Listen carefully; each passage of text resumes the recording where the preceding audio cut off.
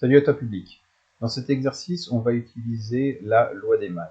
Donc on a ici un générateur qui fournit qui a une force électromotrice de 9 volts.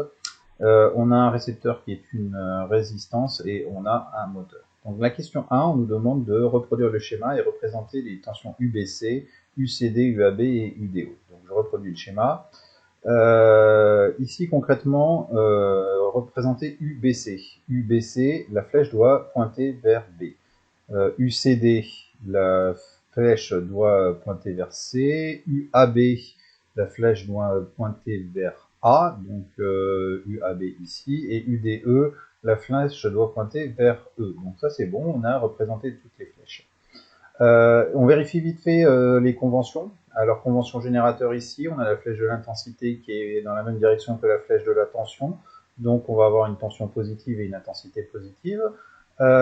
Ici, les récepteurs, il n'y en a que deux. Il y a la résistance et le moteur qui sont ici. L'intensité a bien une direction, un sens différent de la flèche de la tension. Même raisonnement pour le moteur. Ça veut dire que les conventions récepteurs sont bien respectées pour la résistance et le moteur. Appliquer la loi des mailles dans le circuit. Eh bien, on y va, c'est parti. Si on applique la loi des mailles dans le circuit, je vais prendre une maille, donc la maille A, B, C, D, E, et on y va. Donc la flèche ici, elle est dans le bon sens, donc on a UAE, moins UAB, parce que la flèche elle est en sens inverse, moins UBC, moins UCD, moins UDE, qui est égal à 0. Donc ça, on cite évidemment la loi des mailles. Dans une maille orientée, la somme des tensions fléchées dans le sens de parcours de la maille est égale à la somme des tensions fléchées dans l'autre sens. Donc ça revient à écrire ça, UAE, donc celle-ci, moins UAB, moins UBC, moins UCD, moins UDE est égal à 0.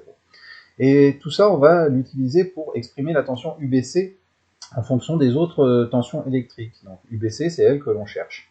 Alors après, la tension qui existe aux bornes d'un fil conducteur, elle est nulle. Il n'y a pas de tension aux bornes d'un fil conducteur, alors on estime que ce fil conducteur a une longueur suffisamment faible pour qu'on puisse considérer que sa résistance est nulle. Après, si on prenait un fil de très grande longueur ou extrêmement fin, il aurait une résistance qui ne serait plus négligeable. Mais là, en l'occurrence, sur un petit montage électrique comme celui qui est présenté, on va estimer que sa résistance est quasiment nulle et que donc la tension aux bornes de UAB est égale à 0. Et le même raisonnement pour la tension aux bornes de UDE. Donc ici, on a UAB égale UDE qui sont égaux à 0. Donc je vais réécrire cette relation en enlevant UAB et UDE.